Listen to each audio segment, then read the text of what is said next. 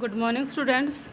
कल की वीडियो के साथ हमने जो अपना चैप्टर नंबर 2 है उसका जो हीट वाला चैप्टर है, मतलब जो सेकंड चैप्टर अपना हीट है, उसके जो बुक वर्क था वो हमने सारा कंप्लीट कर लिया है। चाहे वो MCQs हो, चाहे वो मैच द फॉलोइंग्स हो, चाहे ट्रू फॉल्स हो, चाहे फिल इन द ब्लैंक्स हो, और चाहे वो असर्शन रीज़न वाले हो, तो वो सारे हम फिनिश कर चुके हैं।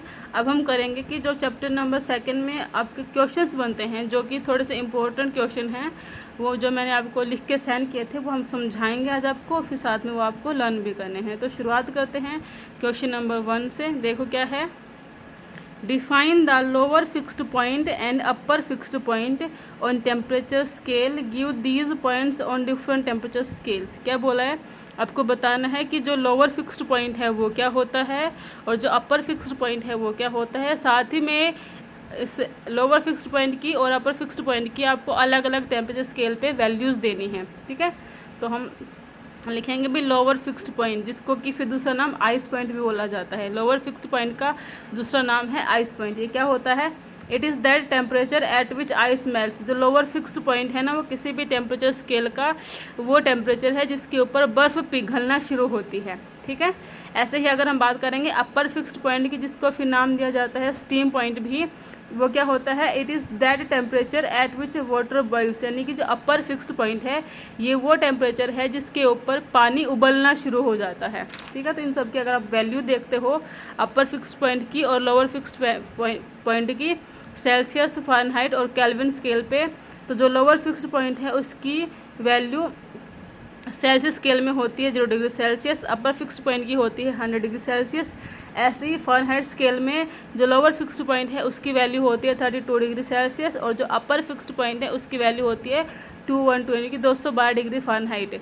ऐसे ही जो केल्विन स्केल है उसमें लोअर फिक्स्ड पॉइंट की वैल्यू होती है 273 केल्विन, ऐसे ही अपर फिक्स्ड पॉइंट की वैल्यू होती है 373 केल्विन। ठीक है, अब क्वेश्चन नंबर 2 देखो। What do you mean by conduction mode of transfer of heat. कि conduction mode of transfer of heat से आप क्या समझते हो, तो लिखेंगे इसके अंदर the process of transfer of heat energy from the hotter end to the cooler end of an object is called the conduction of heat. क्या बोला, कोई ऑब्जेक्ट है, ठीक है, उस ऑब्जेक्ट के गर्म हिस्से से यानी कि गर्म वाले एंड से लोअर वाले एंड तक हीट एनर्जी का ट्रांसफ़र होना क्या कहलाता है, कंडक्शन कहलाता है। ठीक है, जैसे कि मान लो ये पेन है, मैं बोल दूँ कि ये वाला एंड तो गर्म है और ये वाला एंड ठंडा है, तो क्या होगा, इस वाले एंड से इस वाले एंड की तरफ हीट एनर्जी फ्लो करना शुरू कर जाएगी।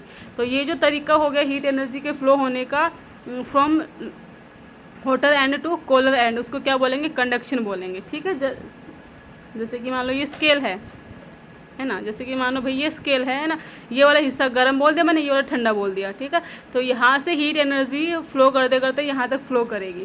ठीक है, तो इसको बोलेंगे हम कंडक्शन। कि जब एक हॉटर एंड से कोल्डर एंड तक हीट एनर्जी का फ्लो होता है उसको हम क्या बोलते हैं, कंडक्शन। आगे देखो, और कंडक्शन में है ना सिर्फ हीट एनर्जी का ट्रांसफ़र होता है, मैटर का कोई भी ट्रांसफ़र नहीं होता, इस बात का ध्यान रखना आप। तो इसलिए मैंने स्पेशली यहाँ पे सिर्फ हीट एनर्जी लिखा है।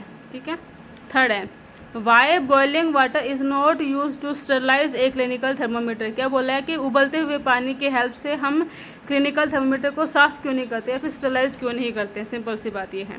तो कह रहा है ए clinical thermometer has a small temperature range, the glass body will crack due to excessive pressure exert created by the expansion of hot water। क्या देखो, जो क्लिनिकल थर्मोमीटर होती है ना उसकी जो टेम्परेचर रेंज है छोटी होती है। हमने बात की थी कि जो एक मर्करी थर्मोमीटर होता है उसकी जो टेम्परेचर रेंज होती है, जो क्लिनिकल होता है उसकी 35 डिग्री सेल्सियस से 42 डिग्री सेल्सियस तक की उसकी रेंज होती है। ठीक है, लेकिन अगर हम बॉइलिंग वाटर की बात करें तो बॉइलिंग वाटर में टेम्परेचर 100 डिग्री सेल्सियस तक चला जाता है। ठीक है, तो अगर आप क्लिनिकल थर्मोमीटर को उस उबलते हुए पानी में डालोगे तो एक्सेसिव प्रेशर, क्योंकि जो हॉट वाटर है वो तो एक्सपेंड करेगा। अब 100 डिग्री सेल्सियस पे वो इतना ज़्यादा एक्सपेंड करेगा कि वो लिक्विड से वेपर्स में कन्वर्ट होना शुरू करेगा, तो एक्सपेंशन बहुत हाई होगा।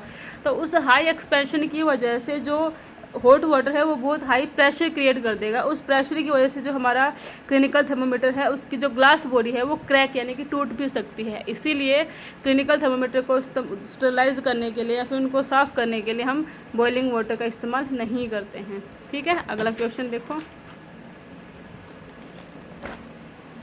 Question number 4। What precautions should be take while using a clinical thermometer. एक क्लिनिकल थर्मोमीटर का इस्तेमाल करते समय हमें कौन कौन से प्रिकॉशंस यानी कौन कौन सी सावधानियां बरतनी चाहिए। पहला है the thermometer must be washed. ठीक है, जो थर्मोमीटर है उसको धोया हुआ होना चाहिए, preferably with N antiseptic lotion. और ख़ास तौर पे कोई एंटीसेप्टिक लोशन या फिर एंटीसेप्टिक सॉल्यूशन लेके उसको हमने साफ़ किया हो, और स्पिरिट और at least with clean water, या फिर स्पिरिट से या फिर एंटीसेप्टिक लोशन से, या फिर कम से कम इसको पानी से तो धोना ही चाहिए।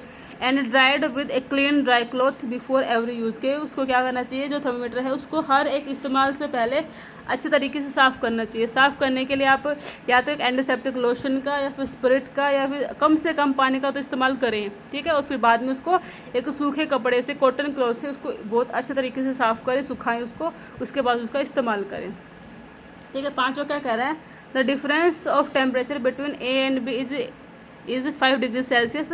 What is the difference in Kelvin scale. क्या बोल रखा है, अभी टेम्परेचर डिफरेंस दे रखा है जो कि डिग्री सेल्सियस में है, आपको उसको कैल्विन में करना है। तो हमने जब कन्वर्जन पढ़े थे तो हमें पता है कि degree Celsius temperature plus 273 degree Kelvin के बराबर होता है। तो 5 डिग्री सेल्सियस क्या हो जाएगा, 273 प्लस 5 कैल्विन, तो 278 कैल्विन हो जाएगा। हमें पता है ना कि जो डिग्री सेल्सियस होता है, ठीक है, वो मान लो T डिग्री सेल्सियस है तो वो 273 प्लस T कैल्विन के बराबर होता है। ठीक है, मतलब सिर्फ 273 ऐड कर देंगे तो जो टेम्परेचर डिग्री सेल्सियस में था वो कैल्विन में कन्वर्ट हो जाता है। ऐसे ही बोल रखा है कि टेम्परेचर कॉपर बार का 50 डिग्री सेल्सियस है तो इसको आपको फ़ारेनहाइट में और कैल्विन में कन्वर्ट करना है। तो कैल्विन में कन्वर्ट करने के लिए सिंपली हम 273 ऐड कर देंगे, तो 50 प्लस 273 323 हो गया। फ़ारेनहाइट के लिए फॉर्मूला होता है कि temperature in Fahrenheit is equals to 9/5 temperature in Celsius plus 32 degree. 9/5 TC कितना दे रखा है डिग्री सेल्सियस में, 50 प्लस 32, 5 एकम 5 10 90 प्लस 32 122 फ़ारेनहाइट आ जाएगा डिग्री फ़ारेनहाइट। ठीक है, what are the factors affecting the heat lost और गेंड बाय ए बॉडी। कि किसी भी बॉडी ने कितनी हीट लॉस्ट की होगी, कितनी हीट गेन की होगी, वो कौन कौन से फैक्टर्स पर डिपेंड करता है। तो दो फैक्टर्स पर डिपेंड करता है, difference in temperature of the substance and it's surroundings. कि कोई सब्सटेंस है, उसने मान लो अपने सराउंडिंग के साथ अपनी हीट एनर्जी को लूज़ या गेन करा है, तो सब्सटेंस और सराउंडिंग के बीच में जो टेम्परेचर है उसके बीच में कितना टेम्परेचर डिफरेंस है, यानी कि दोनों के टेम्परेचर में कितना फ़र्क पड़ता है। ठीक है, देखना है कि जो सब्सटेंस है और जो उसकी सराउंडिंग है दोनों में कितना टेम्परेचर डिफरेंस है उस पर डिपेंड करेगा। साथ ही में थर्मल कंडक्टिविटी ऑफ सब्सटेंस, की जो सब्सटेंस है उसकी थर्मल कंडक्टिविटी कैसी है। ठीक है, थर्मल कंडक्टिविटी का मतलब होता है कि वो कितने ईजिली अपने में से हीट एनर्जी को पास होने देता है। What is convection. तो बोला है the mode of heat transfer in which heat transfer takes place due to the movement of the molecules themselves. Heat transfer is mainly upwards and possible in fluids. क्या बोला मैंने कि जो heat energy का जो मोड ऑफ ट्रांसफ़र है उस जिसमें कि सिर्फ हीट एनर्जी ट्रांसफ़र होती है, किसकी वजह से, takes place due to the movement of molecules themselves. कि जो किसी भी सब्सटेंस के जो मोलिक्यूल्स होते हैं ना वो खुद एक प्लेस से दूसरे प्लेस में मूव करते हैं हीट एनर्जी को ट्रांसफ़र करने के लिए। ठीक है, इस तरह का जैसे कि पानी गर्म करते हैं ना हम, तो क्या होता है, जैसे मान लो हमने नीचे गैस चला रखी है तो जो नीचे का जो पानी के मॉलिक्यूल्स होंगे वो पहले गर्म होंगे तो वो फिर ना ऊपर उठ जाएंगे, क्योंकि वो गर्म हो जाएंगे, हल्के हो जाएंगे, तो वो उसे हीट एनर्जी को लेके खुद पानी के मॉलिक्यूल ऊपर लेयर में जाएंगे और जो ऊपर के जो ठंडे पानी के मॉलिक्यूल्स थे वो नीचे आएंगे, फिर वो गर्म होंगे, वो ऊपर जाएंगे, तो फिर जो अगले लेयर होगी उसके नीचे आ जाएंगे। ठीक है, तो इसमें होता क्या है कि जो मॉलिक्यूल्स होते हैं ना वो खुद अपने आप ही हीट एनर्जी को लेके एक प्लेस से दूसरे प्लेस पे जाते हैं। ठीक है, और जो कन्वेक्शन है ना उसमें जो हीट ट्रांसफ़र होता है वो हमेशा अपवार्ड्स होता है, यानी कि ऊपर के डायरेक्शन में होता है मेनली। और साथ ही में ये हमेशा जो फ्लूइड्स होते हैं जैसे कि लिक्विड्स और गैसेस उनके अंदर पाया जाता है कन्वेक्शन का तरीका। ठीक है, कन्वेक्शन यानी कि the mode of heat transfer in which heat transfer takes place due to movement of the molecules themselves। Heat transfer इसमें सिर्फ ऊपर की तरफ होती है और सिर्फ पॉसिबल होती है फ्लूइड्स के अंदर। तो ये हमने भाई 8 क्वेश्चंस करे हैं अपने चैप्टर नंबर 2 के, ये आपको अच्छे से लर्न करने हैं। कल वाली वीडियो के साथ हम क्या करेंगे कि जो काम हमने छुट्टियों से पहले फिनिश करा था उसको आगे कंटिन्यू करने की कोशिश करेंगे। ठीक है, तो आज आपको ये बस 8 क्वेश्चन लर्न करने हैं, समझने हैं और साथ ही में लर्न करने हैं। आगे का जो काम होगा वो हम कल करते हैं। Thank you.